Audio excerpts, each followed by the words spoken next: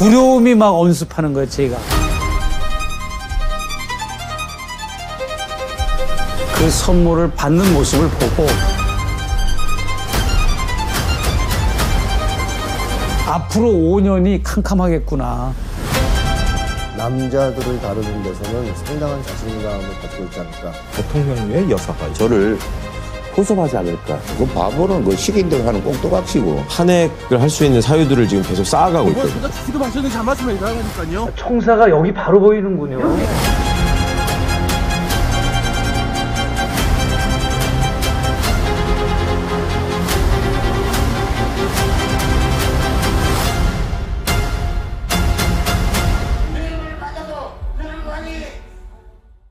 내가 정권 잡은 거기는 완전히 무사하지 못할 거야 아마. 안녕하십니까. 구영식의 취재 수첩입니다. 김건희 여사에 관한 최초의 다큐 영화가 최근 제작을 완료했습니다. 극장에서 개봉할 일만 남았는데요. 오늘은 제작자인 김은태 오늘픽처스 대표를 모시고 얘기 나눠보도록 하겠습니다. 자, 김은태 대표님 어서 오십시오. 네, 반갑습니다. 오늘픽처스 김은태입니다. 예. 아니 이제 그 김건희 여사에 관한 다큐 영화를 그동안 이제 계속 제작을 해왔는데 최근에 그게 제작이 이제 완성이 된 거죠? 완성은 총선 전후로 해서 이미 다 됐고요. 어. 네. 이 김건희 여사 다큐를 만들기 위한 특별한 혹시 계기가 있습니까? 뭐 개인적인 호기심이 발동을 했었죠. 예.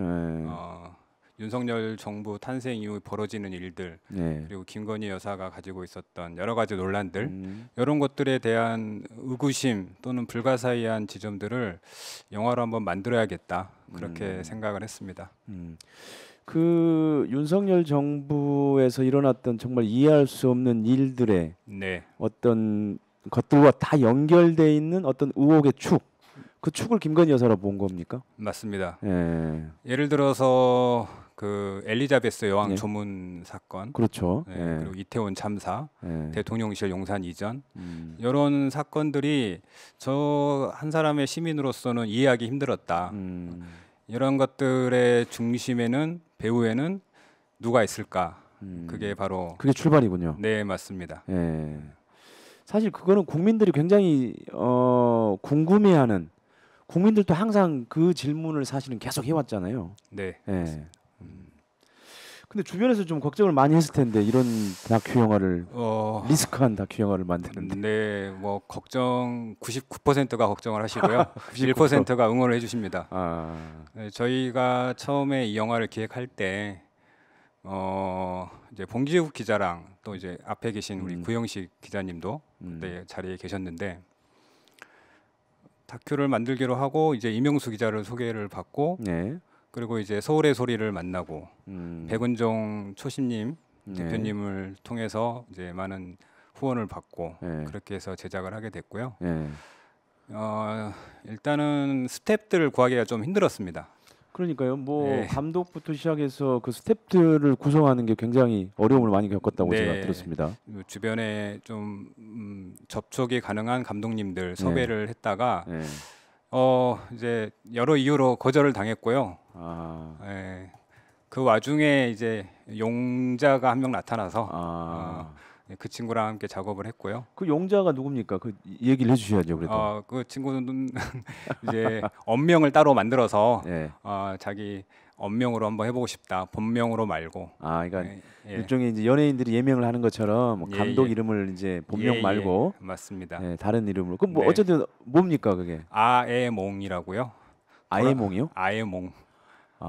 네, 도라에몽에서 도라에몽에서 네, 그 친구가 도라에몽을 좀 닮았거든요. 그러니까 도라에몽을 닮은 분이 네. 내가 감독을 하겠다, 내가 연출 한번 해보겠다 네, 이렇게 해서 맞습니다. 이제 아에몽. 예. 네. 재밌네요. 네. 근데 이 제작하는 데는 얼마나 걸렸습니까? 2022년 12월경 처음에 이제 기획 준비를 했고요. 그렇게 해서 서울의 소리 덕분에 촬영은 1년 정도 걸렸었습니다. 네. 그런데 이제 문제는 이제 사건의 연속이 이어지다 보니 이제 작품에 담아야 할 내용들이 계속 늘어나는 상황이 조금 예, 난감했습니다. 그러니까는 네.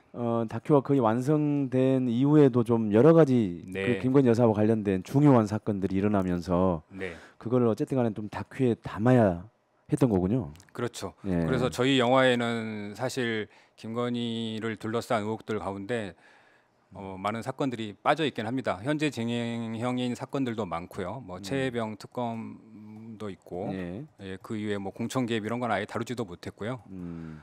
주가 조작, 양평 고속도로 게이트, 네, 그다음에 천공 무속 관련 의혹들, 예. 예, 그리고 최은순 일가를 비롯한 그 패밀리 비즈니스, 예.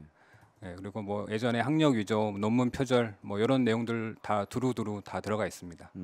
그리고 물론 이제 최재형 목사가 이제 일으킨 그 명품백, 디올백, 예, 디올백 수수 관련 내용들이 이제 주 내용이고요. 그리고 이명수 기자의 뭐 취재 활동 이런 것들이 주요 내용들입니다.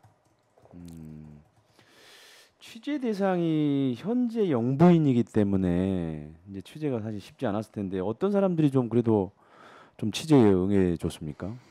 일단은 이제 이 영화의 중심축은 최재형 목사와 이명수 기자고요. 그 외에 이제 여러 인터뷰이들이 이제 등장을 합니다. 이제 뭐 정치인들도 있고요. 유튜브에서 활동하는 여러분들, 뭐 김종대 전 의원님, 뭐 김태형 B 소장님, 네, 기타 등등 뭐 심리학자시죠? 네네. 네. 그리고 뭐 관련자들 정대택 회장님, 그다음에 안혜우 회장님 이런 분들도 이제 출연을 하시고요. 예, 뭐 무속인도 있고요.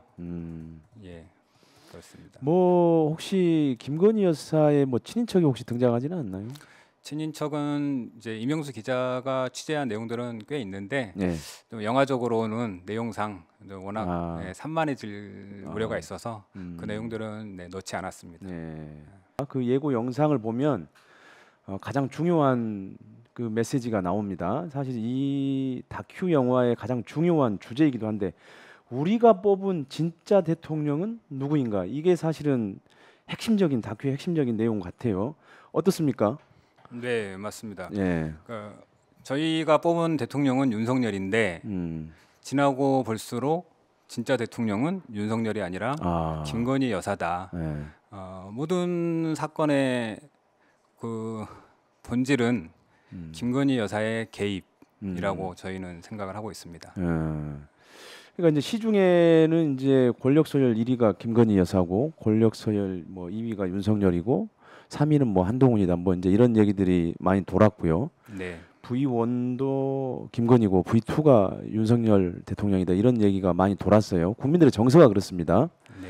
그러니까 사실 우리 김은태 대표님이 볼 때는 그런 시중에서 도는 그 여론의 그 정서들이 실제로 거의 아마 사실일 거다 이렇게 아마 그런 생각을 가지고 다큐를 만드신 것 같은데 어떻습니까? 네, 맞습니다. 예. 물론 이 영화의 그 출발점이기도 한 이명수 기자의 7시간 녹취록 예. 거기에 모든 진실이 다 담겨 있지 않나 또는 그게 모든 단서이기에 그 위에 벌어지는 일들이 설명이 가능하다. 저희는 그렇게 보고 있고요. 이제 저희 영화 중간 중간에 이명수 기자가 7시간 그 통화했던 내용들이 짤막짤막하게 네, 많이 들어가고 있습니다. 근데 제가 이제 항상 얘기했던 게 그 이명수 기자가 지난 대선 때 김건희 여사와 전화 통화를 했던 7시간 녹취록이야말로 김건희 여사를 분석할 수 있는 가장 중요한 텍스트거든요. 예. 그러니까 사실 이 7시간 녹취록을 사실 제대로 검증하고 제대로 보도를 했다라고 한다면 김건희 여사가 단순한 여성이 아니고 단순한 영부인이 아니고 굉장히 어떤 권력에 영향을 미칠 수 있는 그런 사람이라고 하는 거를 우리가 충분히 쉽게 눈치를 챌 수 있었을 텐데 아무튼 좀 많이 아쉬워요. 그러니까요. 저희가 뭐 윤석열 대통령 당선을 기대될 거라고 생각하지 못했지 않습니까? 네. 그런데 이제 결과적으로 그렇게 됐고 윤석열 대통령께서 국정을 잘 펼쳐주시길 바랬지만 그 바람이 헛되이 되는 현실에서 다큐가 시작된 거죠. 그러게요. 아무튼 사실 이 지점에서는 사실 언론도 좀 반성을 좀 많이 해야 된다고 저는 항상 강조하는 편입니다.